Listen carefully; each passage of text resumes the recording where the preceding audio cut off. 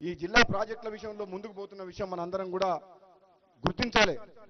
నేను ఈరోజు చెప్తున్నా, నువ్వు మీటింగ్లు పెట్టుకుంటున్నావు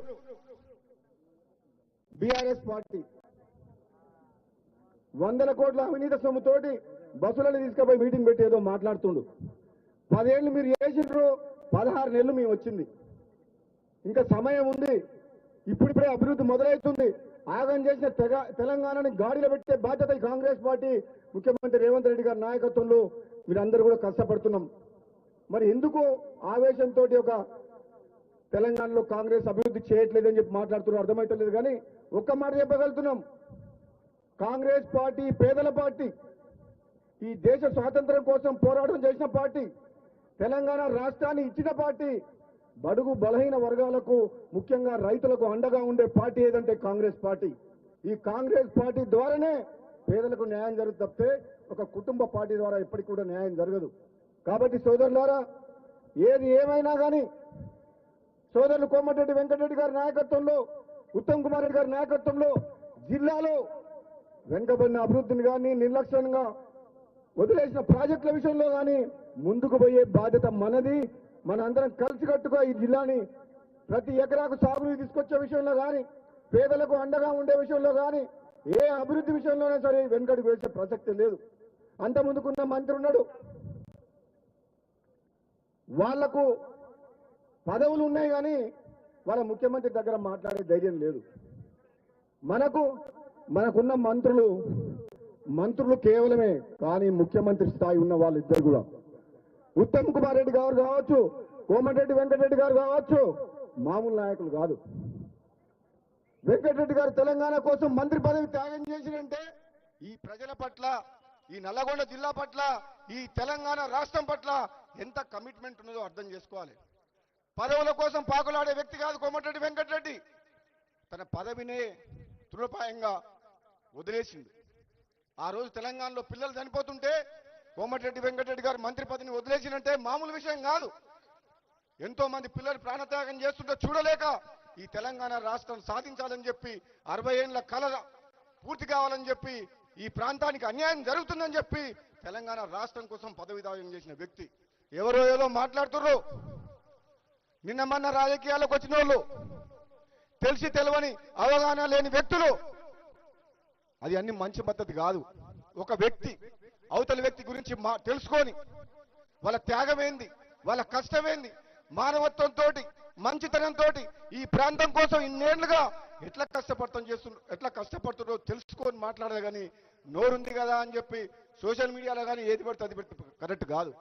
ముఖ్యంగా సోదరుడు వెంకటరెడ్డి గారు బ్రాహ్మణ వెలంలో రిజర్వాయర్ ఈరోజు నీళ్లు వచ్చినాయి, మా మునుగోడుకు వచ్చినాయి నీళ్లు కాలువల ద్వారా. ఎంత సంతోషంగా ఉన్నారంటే ఉత్తమ్ కుమార్ రెడ్డి గారు మంత్రిగా వచ్చిన తర్వాత ఒక్క నిమిషం కూడా అసెంబ్లీలో కానీ బయట కానీ ఒక్క నిమిషం వేస్ట్ చేయకుండా ప్రాజెక్టుల గురించి పాటుపడుతున్న వ్యక్తి.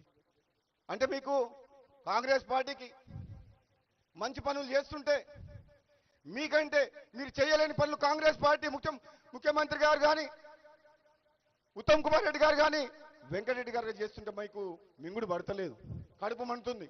నేను చెప్పిన అసెంబ్లీలో కూడా మీకు ఒక్కరికే తెలివి ఉందని అనుకోకండి. మీరు ఒక్కరే పోరాటం చేస్తే తెలంగాణ రాలేదు.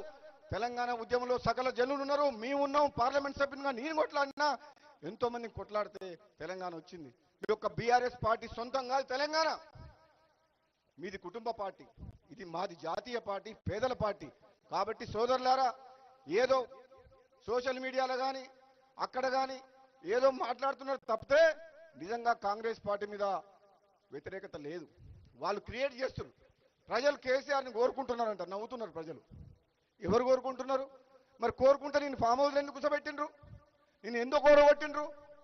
నువ్వు అసెంబ్లీకి రానివాడివి మీటింగ్లకు వచ్చి బహిరంగ సభలు పెట్టి మాట్లాడుతున్నావు. నువ్వు నిజంగా ఏదైనా మాట్లాడదలుచుకుంటే ప్రధాన ప్రతిపక్ష హోదా ఉన్నావు కదా, ప్రతిపక్ష నాయకుడుగా ప్రజల సమస్యల్ని అసెంబ్లీలో మాట్లాడు. మాకు ఆ సలహాలు ఈ సూచనలు తప్పు చేస్తే మమ్మల్ని అడుగు, మేము చెప్తాం. మీరు మాట్లాడుతూ మీరు చేసిన నిర్వాహకం ఏంది, మీరు చేసిన అప్పులు ఏంది, మీరు కట్టిన ప్రాజెక్టులు ఎట్లా కూలిపోయినాయి, ఈ రాష్ట్రాన్ని సర్వనాశనం చేసింది ఎట్లా చేసిన మేము చెప్తాం అసెంబ్లీ సాక్షిగా. మా ఇరిగేషన్ మినిస్టర్ గారు చెప్పారు, రాష్ట్రంలో ఇరిగేషన్ ప్రాజెక్టుల పరిస్థితి ఏంది, రాష్ట్రంలో ఆర్థిక పరిస్థితి ఏంది, రాష్ట్రంలో కరెంటు పరిస్థితి ఏంది, రాష్ట్రంలో అప్పులు ఎట్లున్నాయి ఉన్నది ఉన్నట్టుగా తెల్ల కాగితం మీద చూపించినాం. ఎందుకు రాలేదు కేసీఆర్ అని అడుగుతున్నా. అసెంబ్లీకి దమ్ముంటే అసెంబ్లీకి రా.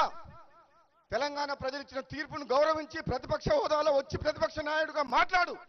మీ సమాధానం చెప్తావు. నువ్వు ఎంత నిర్వాహకం చేసినావు, నువ్వు కుటుంబం ఎట్లా దోచుకున్నావు, వేల కోట్లు లక్షల కోట్ల రూపాయలు ఎట్లా అప్పులపాలైంది రాష్ట్రం అని చెప్పి మేము చెప్తున్నాం. నువ్వు ఎక్కడో మీటింగ్లు పెట్టుకొని నువ్వు అవినీతి సొమ్ము ఉంది కదా అని చెప్పి జనాన్ని తీసుకొచ్చి మాట్లాడితే కుదరదు. తెలంగాణ ప్రజలు నమ్మరు. 1000 జన్మలు ఎత్తినా మళ్ళీ బీఆర్ఎస్ పార్టీ రాదు. మన జిల్లా మంత్రికి ఏమైనా సోయుందా? వెంకటరెడ్డి గారినా విమర్శించేది? అసలు ఆయనకు ఆత్మగౌరవం ఉందా? కేసీఆర్తో మాట్లాడే దమ్ముందా? ఇక్కడ ఉన్న ప్రజానాయకుడు, మా ఎమ్మెల్యేలు ఎంపీలు మేమందరం మామూలు కాదు, అసాధ్యులం. ఏదంటే అది కొట్లాడతాం. ఈ నల్లగొండ జిల్లాని అభివృద్ధి చేస్తాం. ఆ సత్తా ఇప్పుడున్న నాయకులకు ఉంది. నేను చెప్తున్న సోదరులారా, మాయ మాటలు దుష్ప్రచారాన్ని నమ్మొద్దు. కాంగ్రెస్ పార్టీ కార్యకర్తలు ధైర్యంగా ముందుకు పోవాలి. రాబోయే స్థానిక సంస్థల ఎన్నికల్లో జెండా ఎగరేయాలి మళ్ళీ ఒకసారి మన కాంగ్రెస్ పార్టీ.